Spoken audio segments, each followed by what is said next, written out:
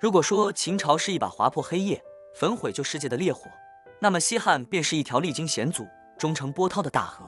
西汉王朝延续210年，他继承秦朝的制度遗产，又吸取秦朝速亡的教训，在探索中走出了一条刚柔并济的治国之路。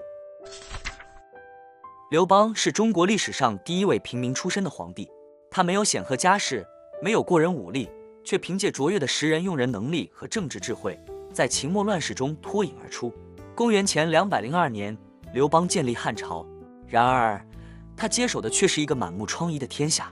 经过秦末战乱与楚汉争霸，全国人口锐减，经济凋敝，物价飞涨。据记载，甚至连皇帝都凑不齐4匹同色马拉车，将相只能乘坐牛车。面对困局，刘邦确立休养生息的基本国策，解散军队，让士兵回乡务农，释放奴婢，恢复平民身份，减轻田租，实行15税1，鼓励生育，增加人口。这些措施使社会经济逐步恢复。在政治制度上，刘邦基本继承秦朝的中央集权制度，但也做了关键调整。中央保留3公9卿制，地方则实行郡国并行制，既保留郡县制，又分封一批同姓诸侯王。刘邦认为秦朝速亡的重要原因是没有分封子弟作为屏障，然而这一制度后来却成为汉帝国的重大隐患。刘邦在位期间，还面临北方匈奴的严重威胁。公元前200年，刘邦亲率大军北伐匈奴，结果在白登山被莫顿单于的40万骑兵围困7天7夜。脱险后，刘邦意识到汉朝暂时无力与匈奴抗衡，于是采取和亲政策，将宗室女子嫁给匈奴单于，并每年赠送大量财物，换取边境暂时安宁。公元前195年，刘邦在平定英布叛乱时中箭受伤，不久病逝于长安，享年62岁。他虽未亲眼看到汉朝的强盛，却为这个王朝奠定了坚实基础。刘邦死后，太子刘婴即位，是为汉惠帝。但汉惠帝性格懦弱，朝政大权实际掌握在其母吕后手中。吕后是中国历史上第一位临朝称制的女性，她为人刚毅，手段狠辣。为巩固权力，她残酷迫害刘邦宠妃戚夫人和赵王如意，制造了人质惨案，还大肆分封吕氏子弟为王侯，打破了刘邦非刘氏而亡，天下共击之的白马之盟。然而吕后在治国方面却颇有建树，她沿袭刘邦的黄老路线，继续推行休养生息政策，减轻赋税，鼓励生产，废除秦朝遗留的部分苛法。在他统治的15年间，汉朝社会经济持续发展，为后来的文景之治奠定了基础。公元前180年，吕后病逝，丞相陈平、太尉周勃等人发动政变，诛灭吕氏集团，拥立刘邦第4子代王刘恒即位，是为汉文帝。汉文帝与其子汉景帝在位的39年，被后世称为文景之治。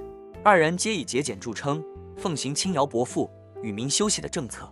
汉文帝2次下令减轻田租至30税1，甚至多年免除田税，同时废除肉刑等残酷刑罚，推行较为宽缓的法治。在文景2帝治理下，汉朝经济得到空前发展。据史书记载，到汉景帝末年，经世之钱累巨万，贯朽而不可校，太仓之粟沉沉相因，充溢露积于外，之腐败不可食。国家财政充盈，社会安定，百姓安居乐业。然而文景时期也并非没有危机，诸侯王势力日益强大，以严重威胁中央集权。公元前154年，汉景帝采纳晁错建议，开始削夺诸侯王封地。吴王刘濞联合其他6个诸侯国，以诛晁错、清君侧为名发动叛乱，史称七国之乱。汉景帝派太尉周亚夫率军平叛，仅用3个月便平定叛乱。七国之乱后，汉景帝趁机削弱诸侯王权力，收回诸侯国的行政权和司法权，使诸侯王只能享受租税，不得过问政事。这为后来汉武帝彻底解决亡国问题创造了条件。公元前141年，汉景帝病逝，年仅16岁的刘彻即位，是为汉武帝。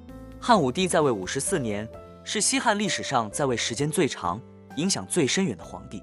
他以强大的政治意志与雄才大略，将汉朝推向鼎盛，使其成为当时世界上最强大的帝国。在政治上，汉武帝进一步强化中央集权，他采纳主父偃建议，颁布推恩令，允许诸侯王将封地分给子弟。诸侯国越分越小，最终在无力与中央抗衡。同时，他设立刺史制度，将全国划分为13州，由刺史监察地方官员与豪强地主，强化中央对地方的控制。在选官制度上，汉武帝进一步完善察举制，鼓励地方举荐孝廉、贤良方正等人才，官僚体系开始更加制度化。在思想上，汉武帝采纳董仲舒建议，罢黜百家，独尊儒术。他在长安设立太学，以儒家经典培养官员。从此，儒家思想正式成为王朝官方意识形态，并深刻影响中国2000多年。在军事上，汉武帝一改汉初的和亲政策，对匈奴发动大规模反击。他先后派卫青、霍去病等名将率军北伐，收复河套地区，夺取河西走廊，深入匈奴腹地，大败匈奴主力。经过多次战争，匈奴被迫原徙漠北，再也无力对汉朝构成重大威胁。除北击匈奴外，汉武帝还派张骞出使西域，开辟了著名的丝绸之路，加强了汉朝与西域各国的联系。他又先后平定南越、朝鲜、将岭南、朝鲜半岛北部纳入版图，帝国疆域扩至600余万平方公里。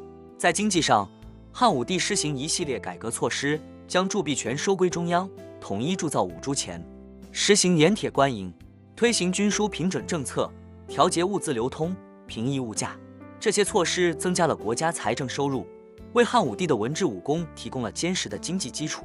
然而，汉武帝的连年征战和大兴土木也耗费了大量人力物力，使汉朝国力受到严重消耗。到汉武帝晚年，社会矛盾日益尖锐，农民起义不断爆发。公元前91年，震惊天下的巫蛊之祸爆发，江充等人借巫蛊之名大肆构陷，太子刘据被逼起兵自保，最终兵败自杀，皇后卫子夫亦自尽，大量官员、百姓遭到牵连，被杀者数万人。这一事件成为汉武帝晚年最大的政治悲剧。事后，武帝幡然悔悟，颁布轮台罪己诏，承认穷兵黩武之师，宣布停止大规模对外征战，致力于发展生产，与民休息。这一政策转变，避免了汉朝重蹈秦朝速亡的覆辙。公元前87年，汉武帝病逝，年仅8岁的刘弗陵即位，是为汉昭帝。汉武帝临终前任命霍光、金日低、上官桀、桑弘羊等人为辅政大臣，其中霍光逐渐掌握朝政大权。霍光继续推行汉武帝晚年的休养生息政策，减轻赋税，与民休息。他还召开了著名的盐铁会议，讨论盐铁官营等政策的利弊，废除了一些不得人心的措施。在霍光辅佐下，汉朝社会经济逐步恢复。公元前74年，汉昭帝病逝，无子嗣。霍光拥立汉武帝孙子昌邑王刘贺为帝，但刘贺荒淫无道，在位仅27天便被废除。随后，霍光又拥立汉武帝曾孙刘询为帝，是为汉宣帝。汉宣帝是一位非常有作为的皇帝，他早年流落民间，深知百姓疾苦。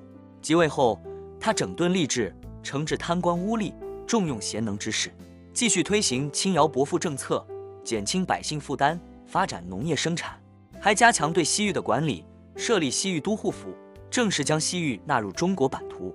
史家将昭宣两朝并称昭宣中兴，政治清明，经济繁荣，社会安定，这是西汉最后的盛世。汉宣帝之后，西汉逐渐进入衰落期。汉元帝刘氏性格柔弱，好儒术却不善用人，他宠幸宦官洪公、石显，使外戚与宦官势力开始交替做大，皇权逐渐旁落。汉成帝则长期沉迷声色，宠幸赵飞燕、赵合德姐妹，荒废朝政，将权力逐渐交给外戚王氏家族，其舅王凤、王赏等人相继掌权。而最终将这一局面推向顶点的，则是王凤的侄子王莽。汉哀帝在位期间，虽一度罢黜王莽，重用丁、傅两家外戚，但未能改变西汉衰落的大势，朝政反而更加腐败。哀帝年仅26岁便早逝，且无子嗣。王莽得以在太皇太后王政君的支持下重新出山。汉平帝继位时年仅9岁，大权完全落入王莽之手。王莽以谦恭节俭、礼贤下士的形象赢得朝野赞誉，被许多世人视为儒家圣贤的化身。公元6年，汉平帝病逝，王莽立2岁的孺子婴为皇太子，自称假皇帝，一步步完成权力过渡。公元8年，王莽正式代汉称帝，建立新朝，延续210年的西汉王朝至此灭亡。西汉是中国历史上第一个长期统一的强盛王朝，它奠定了后世中国疆域的基本格局。察举制、刺史制、盐铁官营等制度被后世王朝广泛沿用。更重要的是，它塑造了汉这一文明认同。从此，中原主体民族逐渐以汉人自称，我们的文字被称为汉字，语言被称为汉语。它所确立的儒家政治伦理，也成为中国传统文化最核心的组成部分。它开辟的丝绸之路，不仅促进了东西方的经济文化交流，也使汉朝的声名远播海外。犯我强汉者，虽远必诛的豪言壮语，至今仍让我们热血沸腾。西汉王朝的兴衰，也给后世留下了深刻的教训。它告诉我们，一个国家的强盛，离不开统治者的励精图治和百姓的安居乐业，而一个国家的衰落，往往始于内部的腐败和社会矛盾的激化。2000多年过去，长安宫阙早已淹没于历史尘埃，但那个名为大汉的时代，依旧深深镌刻在中华文明的血脉之中。以上就是本期内容，点个关注，我们下期见。